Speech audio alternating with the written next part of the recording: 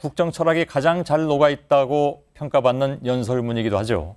박 대통령은 지난 2014년 3월에 독일 드레스덴에서 이른바 통일 대박론의 구체적인 실천 방안을 내놓았던 겁니다. 대북 관계 로드맵이기도 해서 극도의 보안 속에 내놓았던 자료로 알려져 있습니다. 그런데 바로 최순실 씨가 이 드레스덴 선언문 역시 하루 전에 받아본 것으로 확인됐습니다. 김태영 기자의 보도입니다. 저는 한마디로 통일은 대박이다. 이렇게 생각을 합니다. 박 대통령은 신년 기자회견에서 통일 대박론을 제안합니다. 그리고 2개월 뒤 독일 드레스덴 연설에서 구체적인 방법론을 내놓습니다. 한국의 자본, 기술과 북한의 자원, 노동이 유기적으로 결합하는 것을 의미하며 장차 한반도 경제 공동체 건설에 기여할 수 있을 것입니다. 당시 연설은 오바마 대통령이 공식 지지하는 등 국내외적으로 커다란 반향을 일으켰습니다.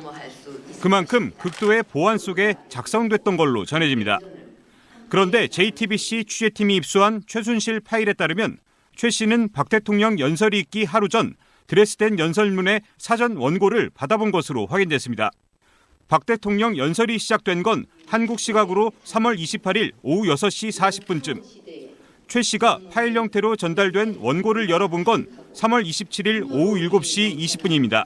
하루가 빠릅니다. 그런데 최 씨가 미리 받아본 원고 곳곳엔 붉은 글씨도 있습니다. 이 부분은 박 대통령이 실제로 읽은 연설문에서 일부 내용이 달라지기도 했습니다.